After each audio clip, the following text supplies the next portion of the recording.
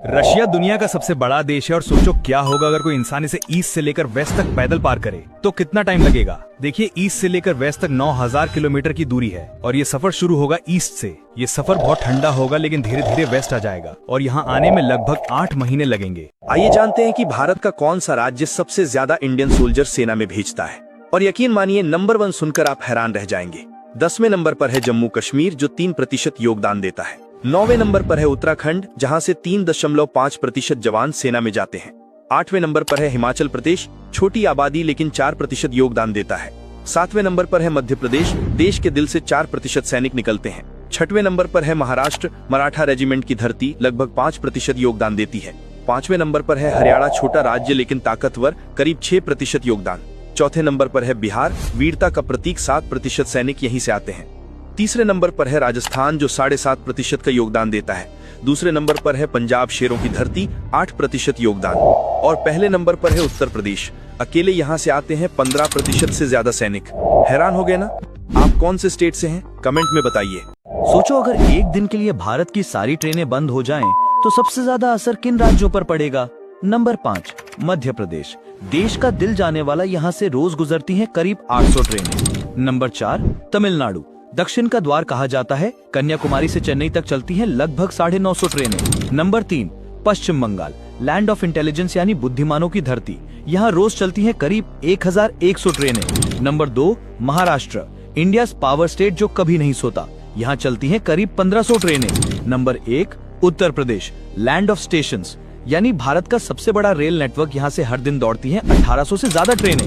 आइए जानते हैं भारत के पड़ोसी देशों में सबसे ज्यादा फॉलो किया जाने वाला धर्म कौन सा है। नेपाल में करीब 81% लोग हिंदू हैं, लेकिन बौद्ध धर्म भी यहाँ की आत्मा में बसा है। भूटान में लगभग 75% लोग वज्रयान बौद्ध हैं और करीब 22% हिंदू।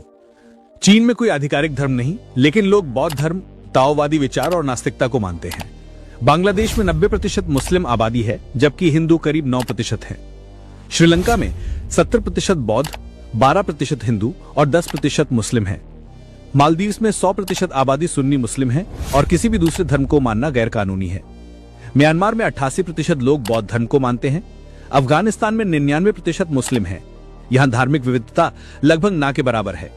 पाकिस्तान में 96% मुस्लिम और छोटे पैमाने पर हिंदू, सिख और ईसाई भी रहते हैं। और भारत, यहाँ है 80% हिंदू, 14% मुस्लिम, बाकी में ईसाई, सिख, बौद्ध, जैन जैसे कई धर्म। यही तो है भारत की असली ताकत।